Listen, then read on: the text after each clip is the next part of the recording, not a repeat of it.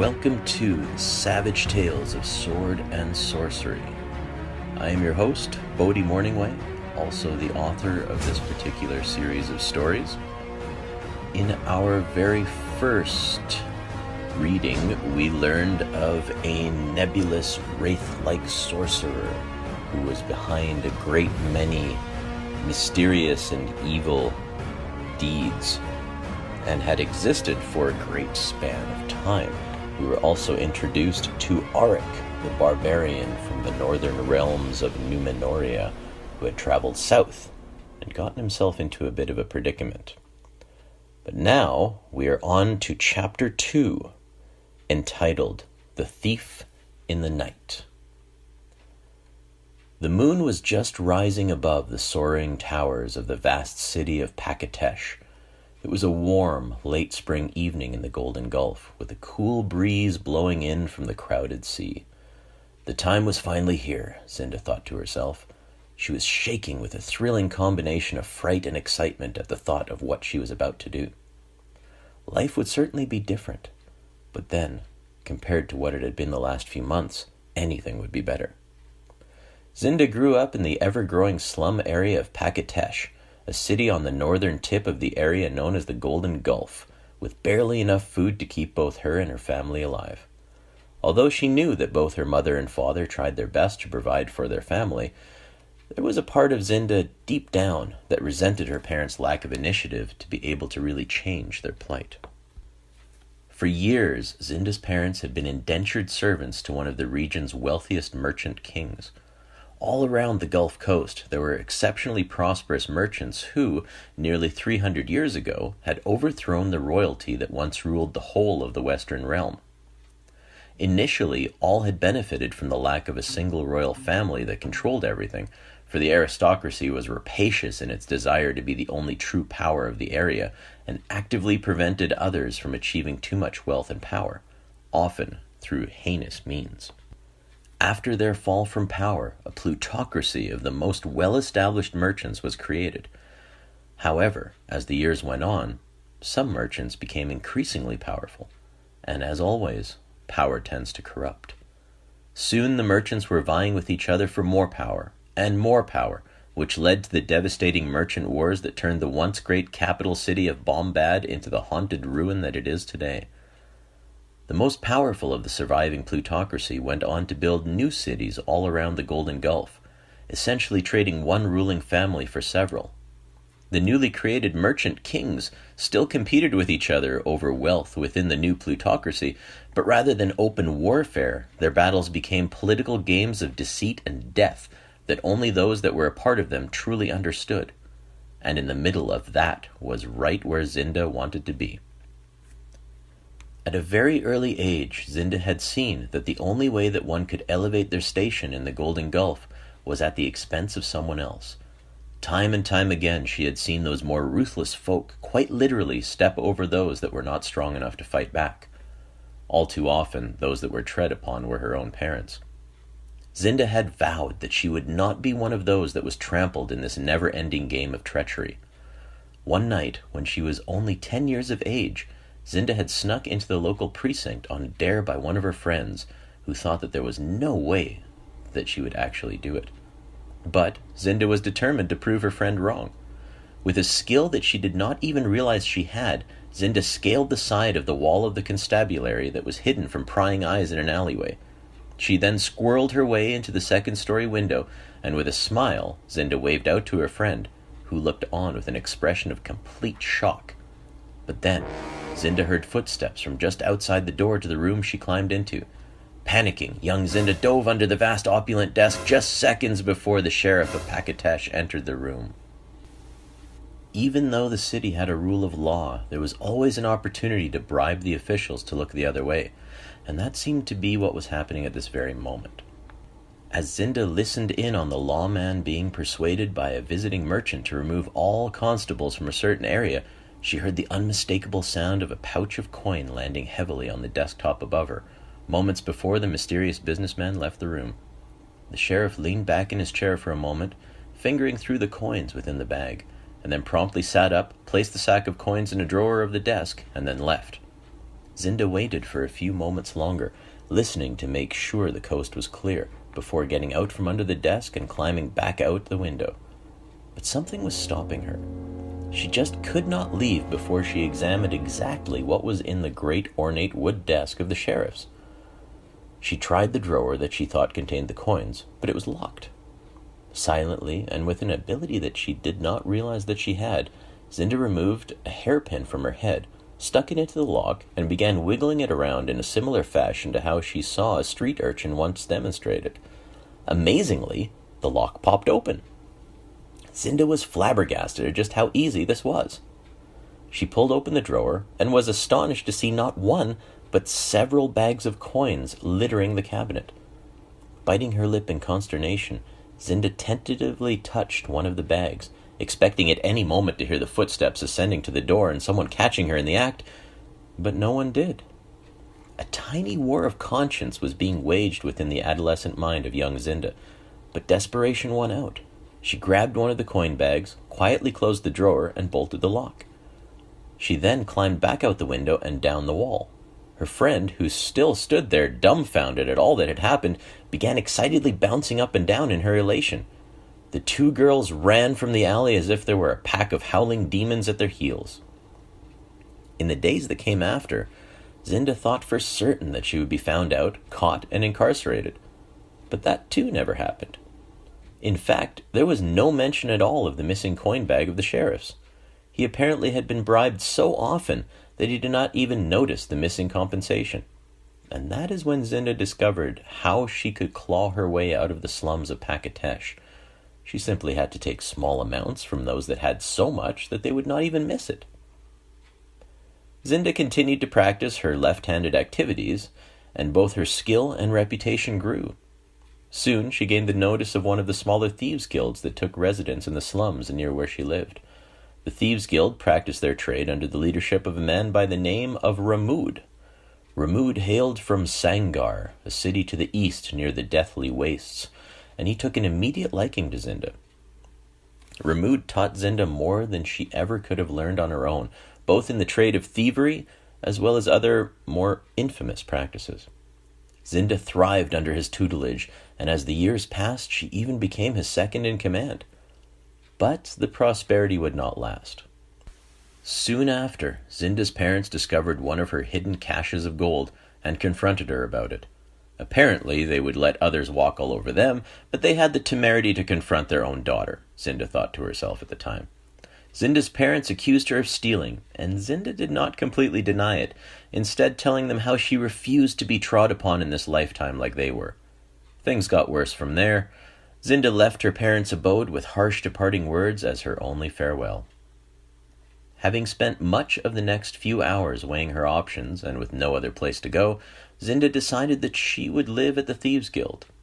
However, when she arrived there, to her horror, the ramshackle house that made up their hall was on fire.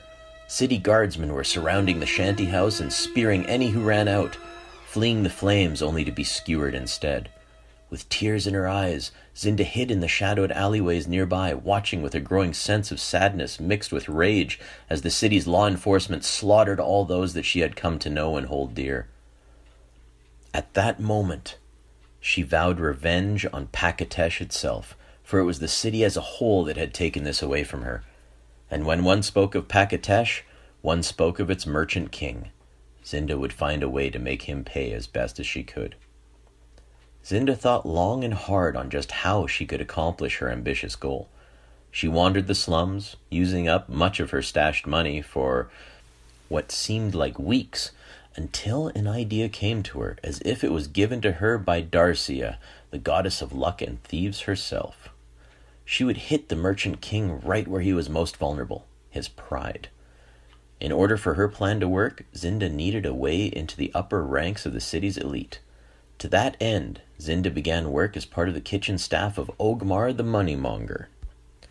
Ogmar had been subtly rising in the ranks of the Pacatesh merchant elite, so much so that he was now second only to the city's resident merchant king, Starfan the Resplendent. All of the merchant kings tended to add a type of honorific to the end of their names, such as the Great, the Grand, or the Magnificent, as a way to further aggrandize themselves. Zynda knew that Ogmar had much greater aspirations than many of the other merchants of the area, and had on numerous occasions overheard him scheming with others of his staff on ways that he could depose Starfan and take his place as Merchant King of Pacatesh. Unfortunately, not many of these schemes were spoken of, let alone hatched in the kitchen where Zynda worked, but rather happened most frequently in the private upper quarters of Ogmar's dwelling. In order to find her way more often to the loftier floors of Ogmar's lavish house, where those clandestine meetings occurred, Zynda had connived her way onto the servant staff that often frequented those areas. It had not been easy. In fact, Zynda had had to do things that would forever make her nauseous. But it was worth it. For one fateful evening, Zynda had overheard Ogmar speaking to his henchmen about a jewel of some type, known as the Sapphire of Sumar, that Starfan had brought into the city under an armed guard. It was apparently part of Starfan's attempt to laud his wealth over some of the other merchant kings of the Golden Gulf by displaying the grand jewel in one of his many towers. This was it, Zynda thought to herself. This was how she was going to get revenge upon Starfan. All she had to do was sneak into Starfan's heavily guarded palace, locate which one of the numerous towers hid the Sapphire of Sumar, scale its heights, steal the jewel, and get out with her skin intact.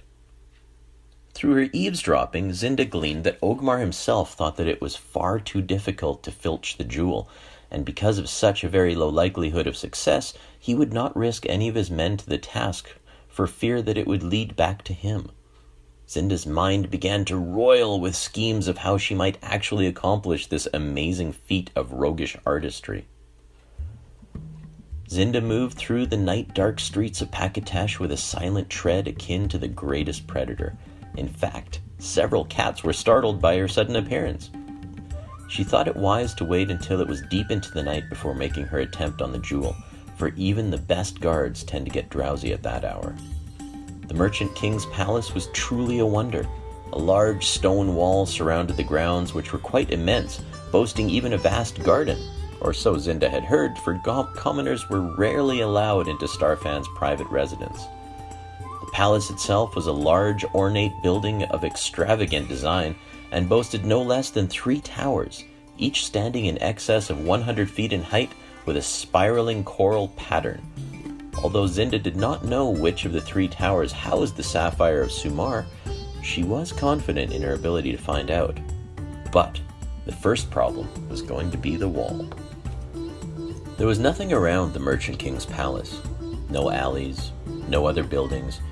It sat in a space that was specially sectioned off for it, to prevent any would-be intruders from having an access route hidden from the guards. Zynda suspected that there must be guard posts of some kind all about the grounds, but as she was unable to properly scout those grounds, she would just have to rely on her skill and the possible blessings of Darcia, who was said to favor the most bold and daring of thieves. Scaling the wall itself would not be too much of a problem. It stood 15 feet in height and had a flat top. Fortune was with Zynda in that there was no moon on this night, so her entrance would not be illuminated by that pale satellite. Taking a running start, Zynda pounced up the sheer stone wall with little difficulty, and then rolled up onto her belly as to avoid the notice of any but those with the most exceptional night vision. She paused a moment to take in the palace grounds before her. From her vantage point on the wall, she could see 2 lit guard towers, one to the east and another across the way to the west. Guards were nonchalantly patrolling the area, not really expecting anyone to be brave or foolish enough to actually pilfer from the great Merchant King of Pacatesh. Zynda waited, still as the stone she was laying prone upon, until the guard walked right past her. After a few moments, she dropped to the ground with all the noise of a leaf gently falling on the grass. While the wall itself had little upon it to camouflage anything, within this vast garden, concealment was child's play. A rather large shrub maze took up a big chunk of the grounds, and around it were all manner of trees and bushes. Zynda prowled through the distance to the palace with the greatest of ease. Now she was at the palace, which, although having lighted areas, also produced a great many shadowed corners and protrusions that she could take advantage of. Slowly, she crept into one of those shadowed crevasses, moments before another guard entered into view. Yawning heavily, the guard walked slowly over to a water fountain and splashed some water on his face, hoping to keep himself alert. Zynda used that moment to begin scaling the side of the palace. It was really quite simple, as the artistic construction of the palace lent itself to many a wonderful handhold for the would-be climber of walls. In moments she was up at the second-story window, but just as she entered into the darkened room, a great wind rushed past her, as if in the wake of a huge passing bird. Zynda shrugged off the strange feeling of unease that washed over her along with the air current, as she had other more pressing things to concentrate on. Now that she was in the palace, she needed to find the information that she required, and the best way to do that, Zynda had found from personal experience, was to ask one of the servants.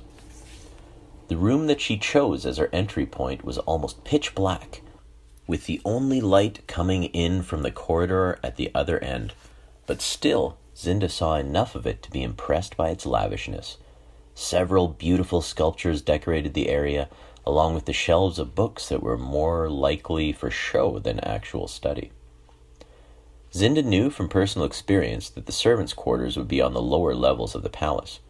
Quietly, she crept through the torchlit corridors, quickly ducking into alcoves or broom closets when she heard someone approaching, making her way about the second floor, looking for a staircase down. Soon enough, she found just such a stair. But, as she was about to head down it, a door opened right beside her, and a servant walked out and immediately stopped, an expression of complete surprise emanating upon his face. He was just about to shout out in alarm when all sound from him was abruptly stopped by Zynda's foot connecting squarely with his mouth. The force of the kick, as well as its sudden and unexpected strike, sent the servant falling back into the room to land heavily on his back with a resounding thud. Zynda knew that she was a dead woman if this hireling was able to yell out, so she quickly leapt upon the downed man, knocking all breath out of him, and placed both her hand on his mouth as well as her knife upon his throat in the same instant. Zynda could practically feel the fear radiating off of the attendant as sweat beaded upon his forehead at her close proximity, as well as that of her dagger. "Do as I say," she breathed silently, "and I promise that I will not kill you." He nodded quickly, eager to make her believe him. "Tell me in which tower the sapphire of Sumar rests," Zynda asked. The servant's eyes bulged out so large that Zynda thought they might pop out of his head in the process, and he began whining and moaning until she reminded him of the edged weapon at his jugular. "Now, I'm going to remove my hand from your mouth, and you are going to tell me what I want to know, very quietly. If you try to cry out, your throat will be slit before you can manage more than a slight utterance," Zynda told the frightened manservant, as she wrapped her legs around his waist in the process, making sure that he would not be able to throw her off with a surprised jerking of his body. The servant continued to nod vigorously as Zynda slowly removed her hand from his mouth. "In the north tower, that's where the sapphire is. Please don't kill me," he pleaded. Zynda covered his mouth up again, kissed him on the forehead, and said, "Thank you," before rendering the stuttering servant unconscious with the pommel of her dagger.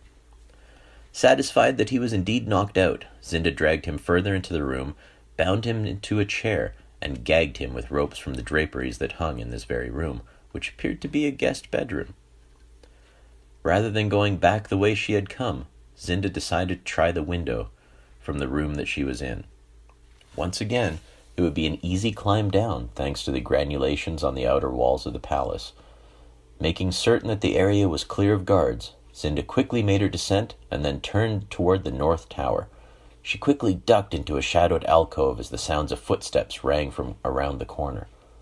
The guard walked sleepily past her without even the slightest suspicion of her presence. With a smile, she exited from the shadows, making certain to both look and listen for any other guard activity where she was. Satisfied, a smile crept upon her face as she began to tie a rope around her supple waist. The tower would prove much more difficult to climb, as it did not have the ridges engineered into the walls that the palace had. Instead, Zynda would have to use a rope and grapple to gain access. Fortunately, she had been well trained by Ramood in that very thing. But, as she remembered her now dead mentor, a sudden feeling of sadness washed over her. But that sadness quickly turned into fierce determination, and Zynda continued her ingress with renewed vigor. She would avenge Ramood in the best way possible, to steal the unstealable from someone you just don't steal from. Once she was in position, she looked about quickly to make certain that there was no chance of being seen, and proceeded to throw her grappling hook up with what would appear to be complete ease, had there been anyone casually observing her. 50 feet up into the air the grapple soared, landing with a subtle click on a windowsill far up on the tower.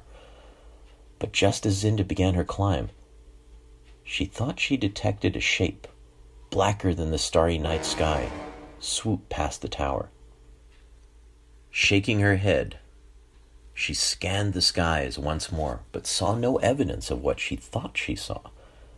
"I must be getting twitchy," she whispered to herself, as she made her ascent, with the end of the rope tied at her waist to both prevent detection and possibly save her in the event of a calamity.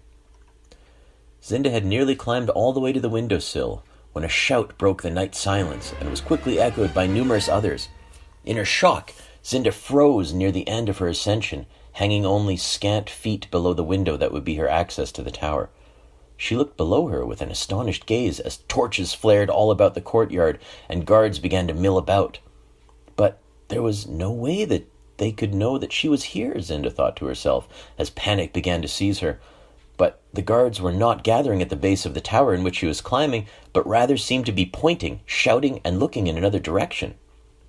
Zynda hung there stunned as more guards came into view, this time wielding crossbows and firing into the air where other guards pointed. And then Zynda saw what it was they were firing at, as a huge winged monstrosity plummeted from the inky darkness of the night, swooping into the light and grabbing one of the crossbowmen in its gigantic clawed feet. The hideous abomination's appearance astonished Zynda to such a degree that her hands momentarily lost her grip on the rope, and she slid a few feet down before catching herself.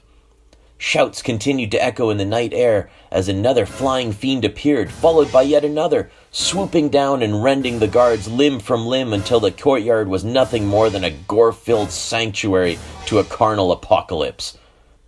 Quickly, Zynda clambered to her window and pulled herself up into it, just as one of the horrifying bat creature's clawed feet tore apart the sill in which she had been moments before, shredding the stone around the window with its wickedly strong talons. Zynda, panic-stricken at the sight of the devilish visage slathering about where she had been scant moments ago, crawled backwards several feet before realizing that there was a dim glow in this room that she quite literally fell into. Looking about, Zynda saw that the room had all manner of treasures within it, from gems to ornate weapons, armor, statuary, and numerous jewels. But it was a rather large sapphire dominating the centerpiece of the circular room that cast its eerie blue glow about her surroundings that truly had her attention. The sapphire of Sumar. Zynda stood up slowly and trance-like walked over to the astounding gemstone and was just reaching out to it when she heard shouts from the lower levels of the tower and hastened footsteps ascending the stairwell. A loud crack then sounded from behind her as the stone window frame gave way to the bat-like behemoth that had managed to claw its entire grotesque head into the room. It snarled at her in drooling, unnatural, fanged fury as it worked frenziedly to get the rest of its abysmal bulk through the portal and into the vast treasure room. Seconds before both the guards rampaged into the chamber and the atrocious bat demon burst through the remainder of its casement, Zynda grabbed the sapphire of Sumar, dashed across the room to the other window, and without a second's hesitation leapt out into the night air, still several stories above the ground. And that, my friends, is where we shall end off for this reading of Savage Tales of Sword and Sorcery. I hope you have enjoyed this story as much as I enjoyed writing it and reading it for this particular episode. Look for Chapter 3 coming soon in the new year. This is Bodhi Morningway, signing off. Farewell, fellow adventurers.